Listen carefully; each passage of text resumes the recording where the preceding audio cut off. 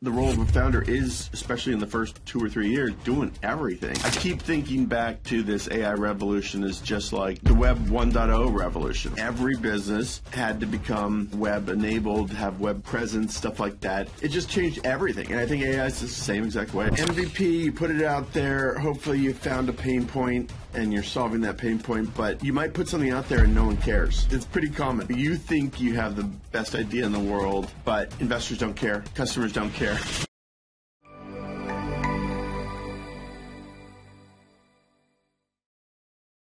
Hi everybody, welcome to the Devico Breakfast Bar. Here we speak with different people involved in the business landscape, share their expertise, delve into the latest tech trends, and explore the ins and outs of IT outsourcing. I'm Oleg Sadikov, and today I'm excited to have Nathan Beckord, CEO and founder at FundingStack and Foundersuite. Don't forget to subscribe and hit the notification bell so you don't miss new episodes. Hi Nathan, and thanks for coming.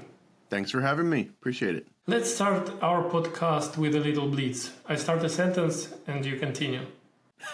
Sure, okay. Entrepreneurship gave me Purpose and direction. Entrepreneurship deprived me Sleep, hair, and occasionally a little time with my kids. My main superpower is Raising capital.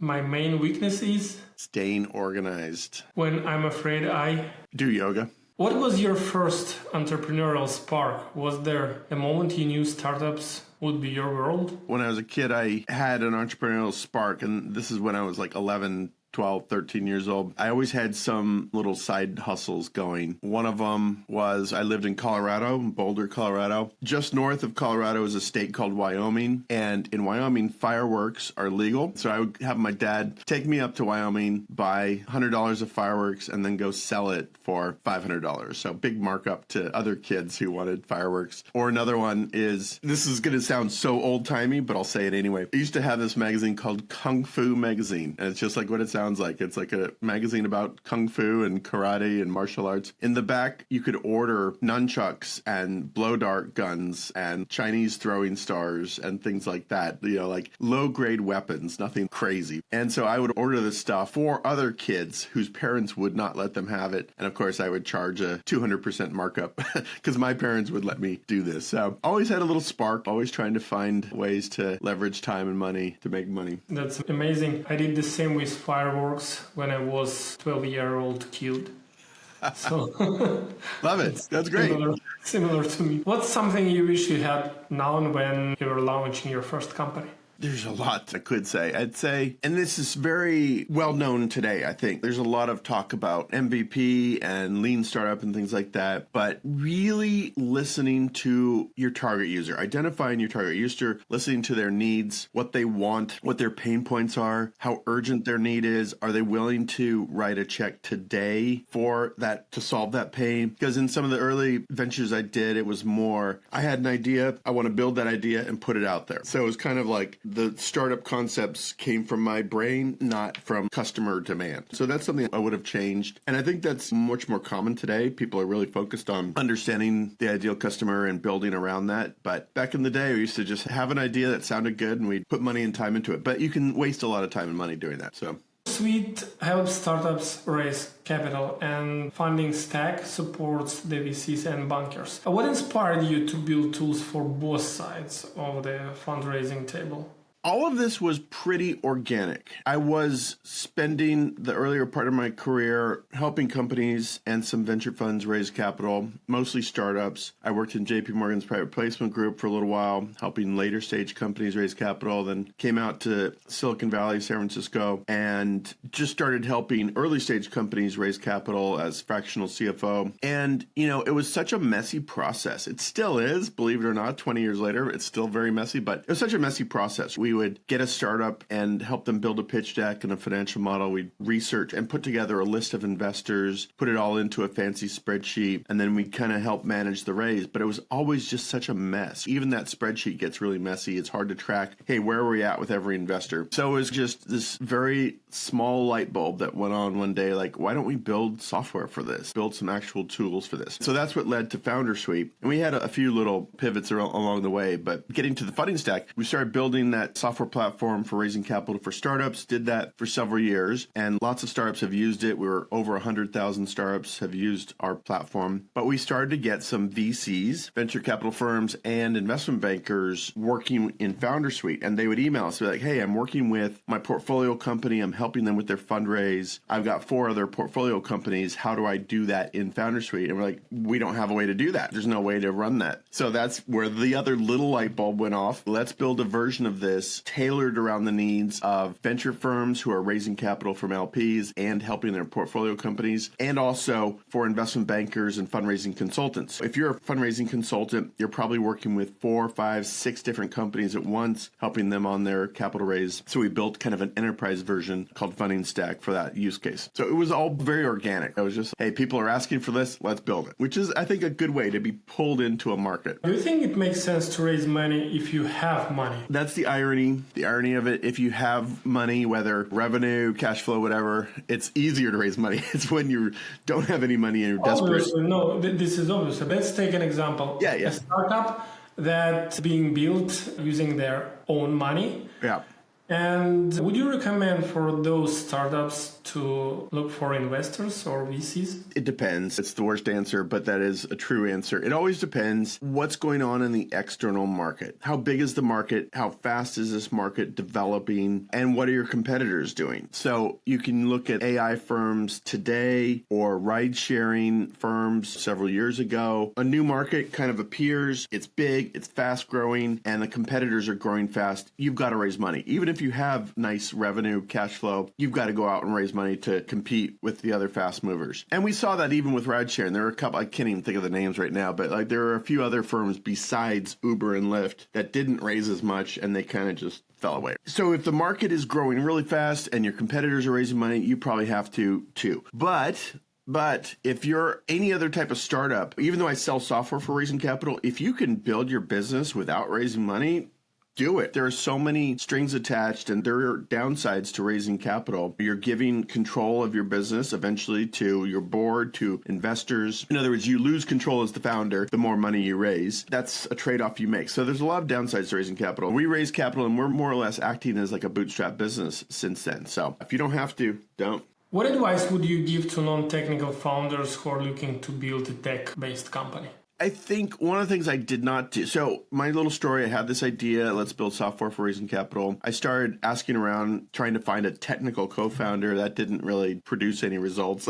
Everyone I knew had a good job at Facebook or wherever, right? They're not going to leave a $400,000 job to come work with me as a co-founder. So I tried to find a co-founder, it didn't work out. So I went and started with a Polish development agency, and that actually was very successful. So I think outsourcing some of your early MVPs is good. The other bit of advice I would say is try and get a product manager on board, part-time, full-time, whatever, as soon as you can if you're not a product person. I made a mistake of having too many ideas. I'm like, oh, I want to build this and this and this. It's when I got a product manager involved. She helped me rein in the scope of what I'm trying to do and really focus. So find a good development partner and find a product manager as soon as you can.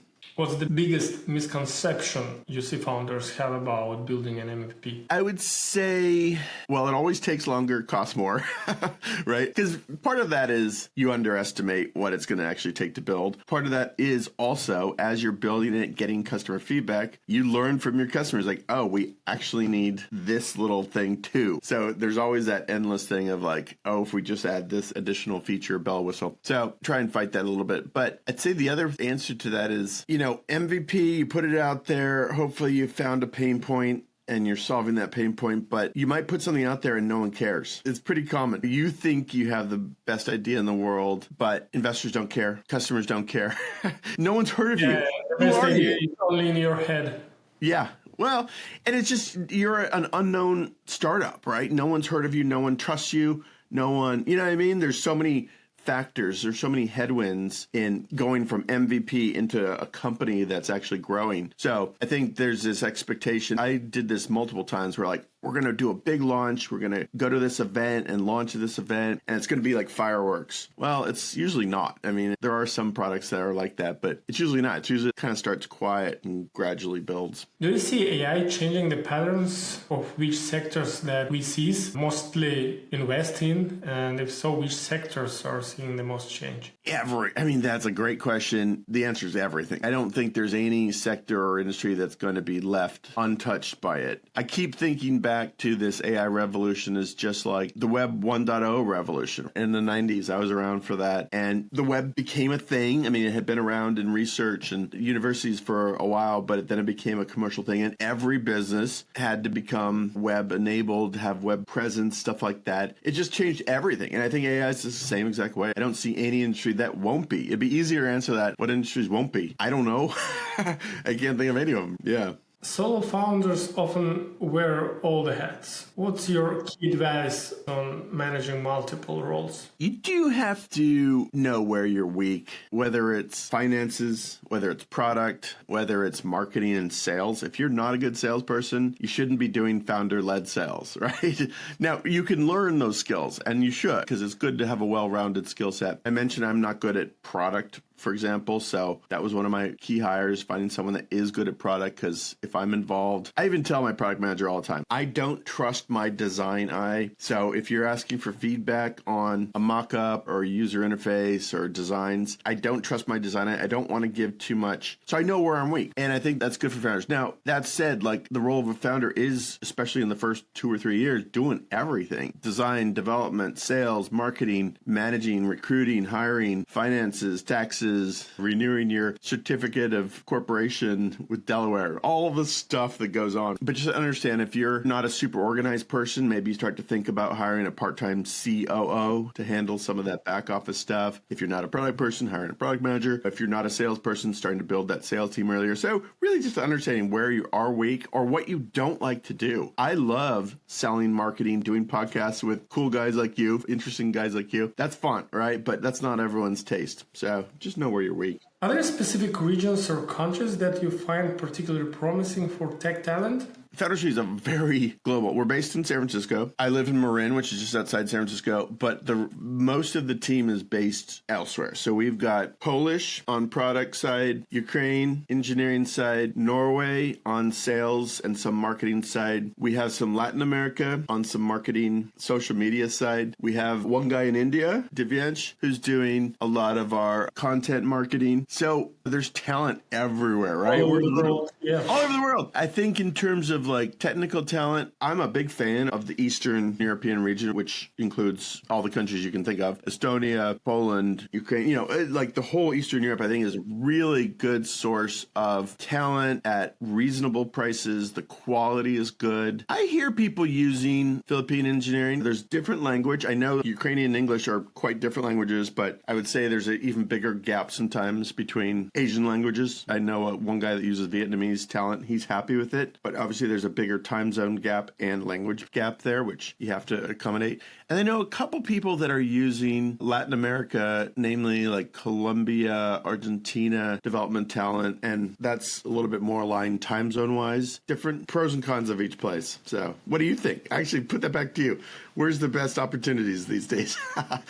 Asking for a friend. I totally agree with you. I think Eastern Europe is number one choice. Yeah. The combination of all the factors, I think. I'm saying this because of the mathematical background, especially for technical stuff. It's a very strong university and school from back in the days, from the USSR. You have a very strong mathematical background education, so tech talent are one of the best probably there. And if we take into consideration pricing-wise and skill-wise, it's the best combination. It's good value. I will say the pricing is It's rising. not so cheap. It's not so cheap, but it's reasonable, as you said. Yeah. That's my opinion. Yeah, good. What's your philosophy on IT outsourcing? We've done a lot of that. Like I said, I'm based in San Francisco. If I was going to have an equivalent tech team in San Francisco, it would cost me millions. So I think, how do you get around that as an early stage startup or even mid-stage startup? You find good talent, equivalent talent elsewhere. So I'm a fan. Now, listen, there are some challenges too. The language can be sometimes a bit of a challenge. Hasn't really been that big of a factor, believe it or not. We've been pretty pretty good, lucky maybe, in finding good outsourced talent that speak good enough English. The time zone thing can be a challenge. If a bug appears in the platform or something, DNS setting is off and the site goes down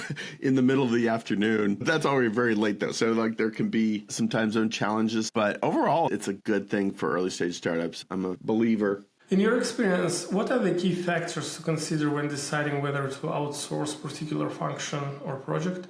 Obviously, can you find the talent? It's not that easy to get good talent. You can go to sites like Clutch and places like that, kind of marketplaces, review sites, find stuff, obviously talking to other startups. So can you find good people, good talent? B, what's your financial situation look like?